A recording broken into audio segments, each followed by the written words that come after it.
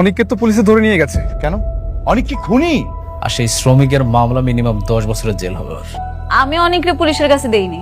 3 ঘন্টার মধ্যে আমি অনেককে থানার বাইরে দেখতে চাই। স্যার আপনি অনেকরে ছাইড়া দেন। জুতা মেরে গোর্দন করছো, তোমার প্রশংসা না করে পারছি না। স্বামীর নাম মানে আপনার পেটের বাচ্চার বাবার নাম। জি অনেক চৌধুরী। অনেক চৌধুরী। অনেক চৌধুরী মানে? বৃষ্টি, আমি একটা উত্তরাধিকার চাই। অনেক আমার কাছে সন্তান চায়। কি বলছিস?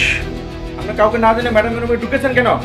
ম্যাডামের অনুমতি ছাড়া ম্যাডামের রুমে ঢোকা নিষেধ। আমি তোদের ম্যাডামের হাজবেন্ড, কিছুদিনের মধ্যে আমাদের বিয়ে হবে। আপনি যেই হন না কেন, আমার উপর হুকুম আছে, ম্যাডামের রুমে অনুমতি ছাড়া ঢোকা নিষেধ। আপনি ঢুকেছেন কেন? যান বাইরে হন।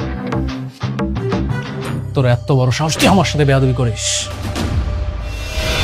স্যার আমাকে মারলেন আপনি। রাতুল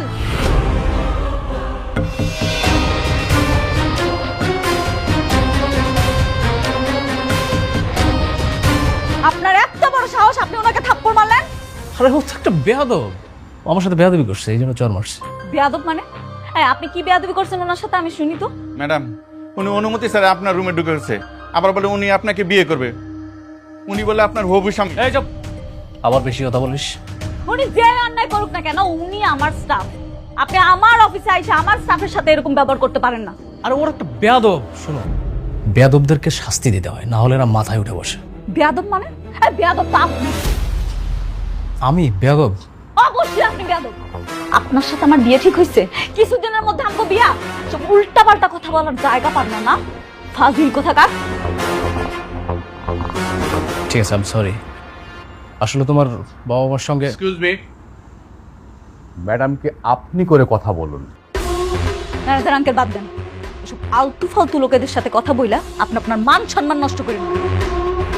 আপনারে আমি ভালো ভালো বলে রাখতেছি, কাজ ছাড়া না আপনি আমার অফিসে আসবেন না।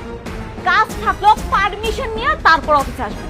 তা না হইলে গার্ড দিয়া ঘাড় ধাক্কা দিয়া বাইর করে দিব অফিস থেকে। মনে থাকে যান। এখন দাঁড়াইছেন কেন? যান পারা যান। কি হলো? দাঁড়িয়ে আছেন কেন রাতুল সাহেব? বেরিয়ে যান, যান বলছি। আপনি এখন যান, ওনার কথা কিছু মনে করুন। কিছু লাগলে আমি আপনার ডাক দিব। আচ্ছা ম্যানেজার আঙ্কেল, ম্যাডাম, রাতুল সাহেব যে ব্যাংক থেকে লোন আইনা ইনভেস্ট করছিল, কত টাকা ইনভেস্ট করছে? ম্যাডাম 70-80% তার ইনভেস্ট হয়ে গেছে। আনুমানিক